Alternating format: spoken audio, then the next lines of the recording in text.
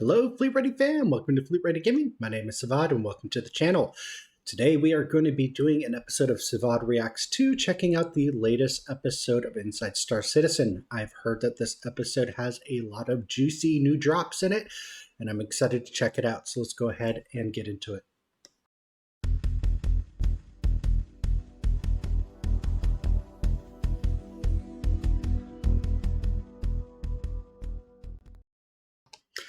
All right, so with Invictus Fleet Week just around the corner, CIG is finally starting to make some drops from what I've been hearing. I'm super excited to hear. Apparently the Fury makes its debut. But before we get into the video, quickly want to say, please give the video a like. It really helps us out. We're trying to spread our channel out, and thumbsing up our videos is the quickest way to getting the YouTube algorithm to spread our channel name to other fine viewers like yourself, to let them know that we are generating Star Citizen content. And if you're not subscribed, hit that subscribe button. It really helps us out. We're looking to grow the channel, currently sitting at 130 subscribers. Yeah, we got a giveaway contest going on. So for anyone who's subscribed, all you have to do is like any of our videos and leave a comment on any of our videos, following with the hashtag FleetReadyMay. More information in the top right on that, but let's go ahead and get into the video.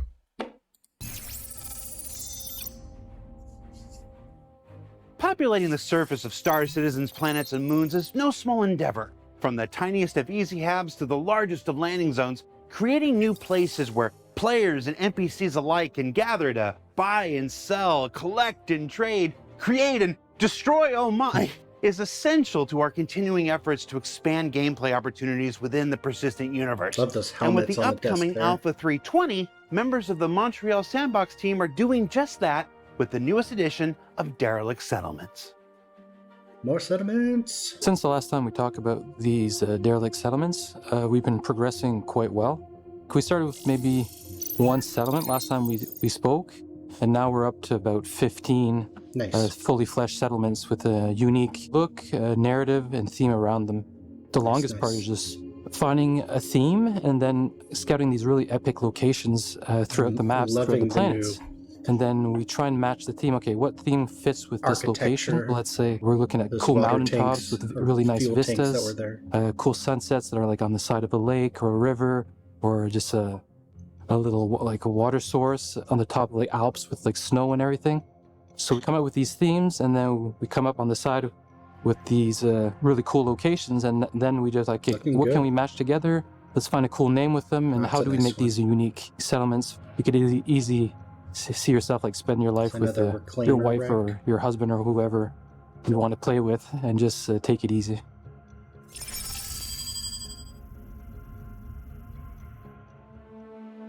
My third favorite settlement would probably be the one beside the lake. It's a small settlement, as if like one person had a small little ship. He was by himself.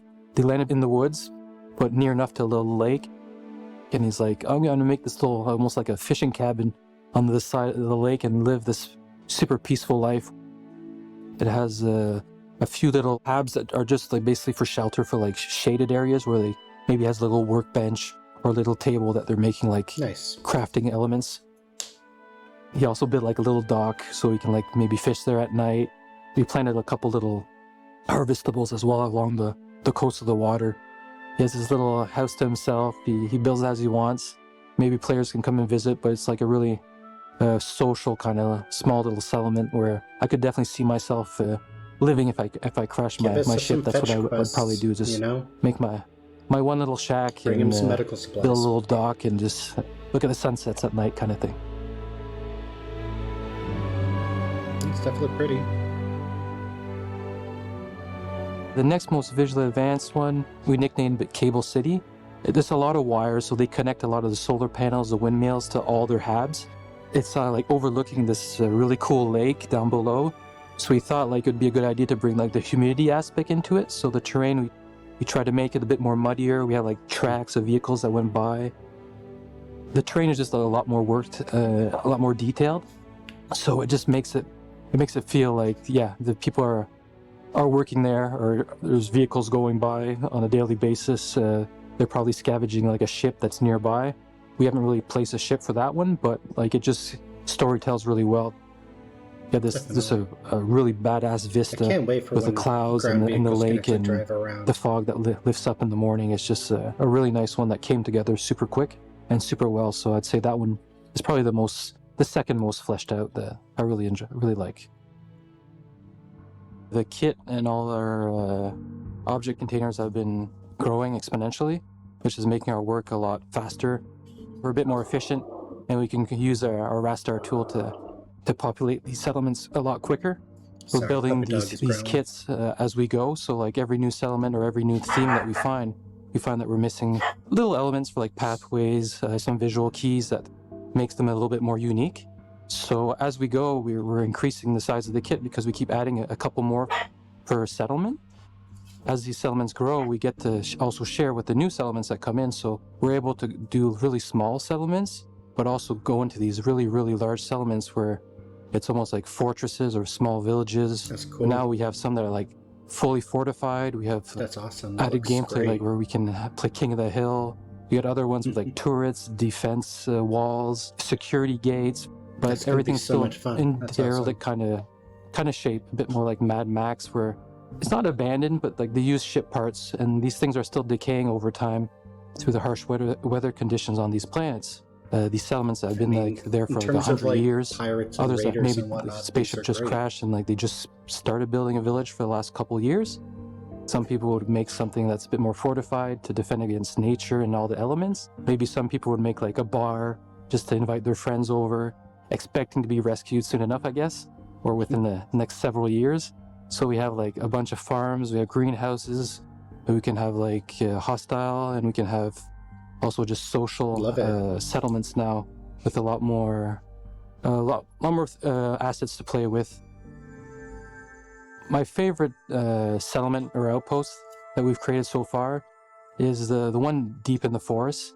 We nicknamed it like Ewok Village. Basically, you crash in the forest, so you're using all like what's around you, the elements. So there's a bit of lumber. So we're bringing a bit more organic feel to this settlement. I could definitely see myself building a nice little town in there that's nice and protected. It has these little half barricaded walls made out of lumber, and it has all these drapes, these fabrics, these tarps that are playing in the wind. We have these old windmills that are in the background with fields of crops that they grew, but also it's a bit of like overgrown vegetation at the same time because it's not like lined up perfectly. It's just like this little savage garden that you can pick some berries to survive or whatever. You have these big greenhouses during the winter season that you can actually grow stuff. You can also use these as harvestables. Make it the player can go visit the greenhouses and just pick some things and add it to his inventory. And we really customized the art direction for each angle. So when the player approaches the settlement, we really have like either a big ship carcass that you can actually like go through, and then it showcases like the whole settlement to the player's eyes. And on the other side, it just shows like different elements and different little hubs in the areas. So you know, like, okay, this is the farming side of the village. This is the more like the town hall or like this little bar side. They have like really nice paths that are developed.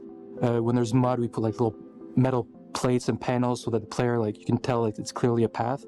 And we define the main player paths, so it's a lot easier for the players to navigate, find like the lootables. So it just feels a lot more alive, this one, because we spend a bit more time. And this is basically our benchmark that we're aiming for. So it would be the forest settlement, my favorite. Nice. So yeah, that's wraps it up pretty much for the settlements really where we're at. They're evolving quite rapidly now with our new systems and our new tools. So we actually reduce the size of the team because we don't need as many artists, just because our kit is actually quite large now. So with just a handful of artists, we can really produce like a lot of settlements within a couple-week period. I'm super excited to be able to show the players and share the awesome art that we've been creating over the last several years, actually. And yeah, I'll see you on the other side. Yes. I'll see you in the verse. And you know, that's only going to grow and grow, especially now before these settlements arrive in the upcoming Alpha 320, there's still the little matter of Alpha 319, Invictus Launch Week, and a new vehicle manufacturer that's making its debut at this year's event.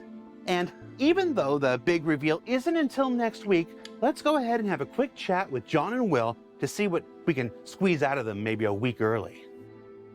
We have a lot of ships and vehicles in our game now. We're getting very close to, if not over 200 now.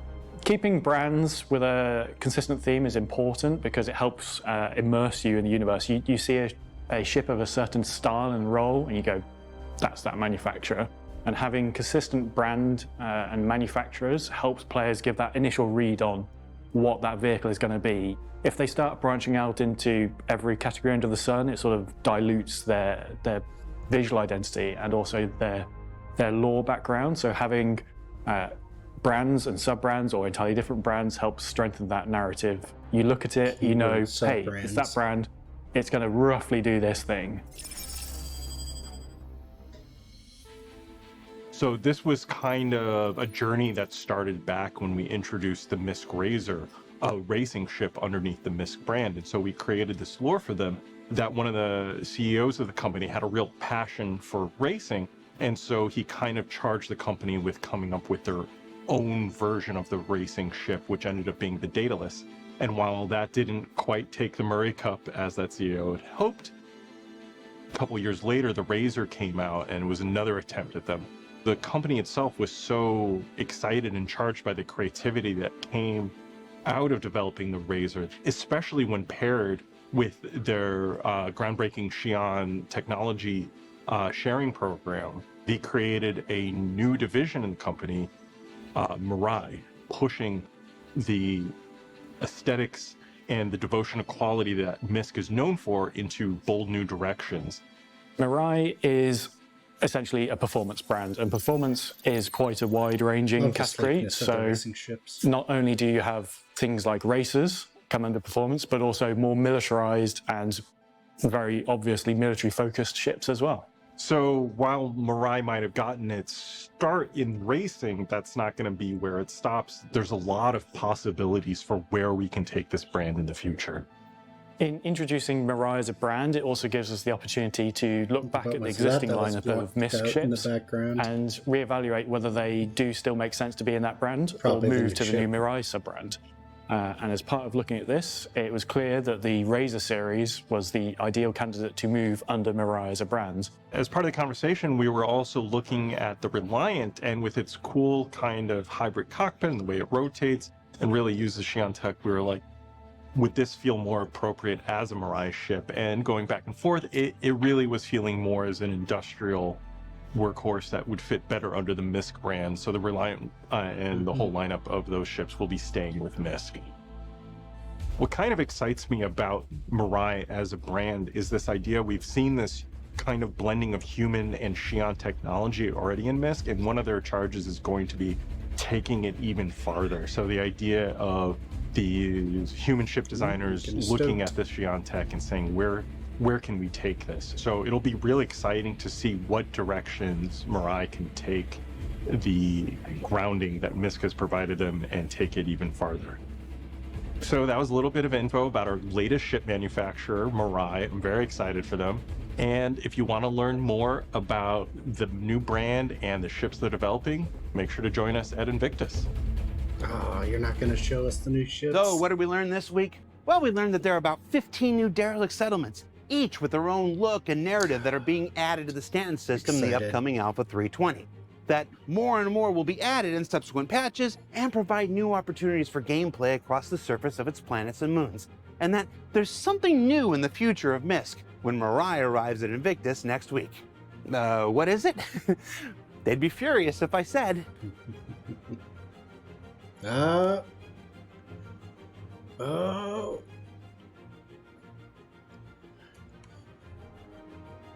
Nice, it's got moving parts. Love that.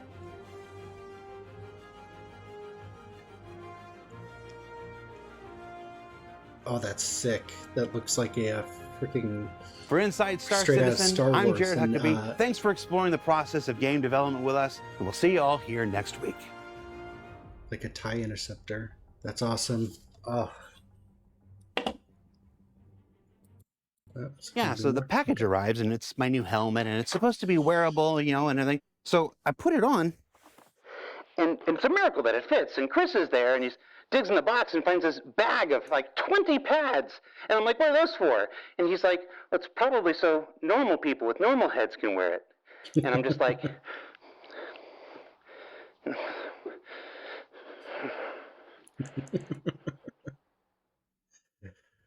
Oh, Jared. Wow, fantastic episode. That reveal at the end, that sick is going to be sick. The ship's going to be sick, it really is.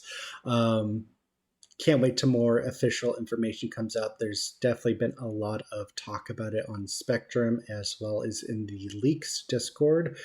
Unfortunately, we don't cover leaks here on this channel, but as more information comes out, we will definitely be covering it as soon as we can. But feel free to talk about it. I mean, we can talk about it all we want in the comments, but I won't be making any videos on it until there's official info. But fantastic. Let me know what you guys thought. I'd love to have that conversation, but we're going to wrap the video up here. It was a little bit of a longer one. If you liked it, please give the video a thumbs up. Really helps us out. If you're not subscribed to the channel, please subscribe. That would really help us out. And like I said before, we got a giveaway contest. Find that information back towards the beginning of the video. And yeah, we'll see you guys in the next video. Take it easy. Peace.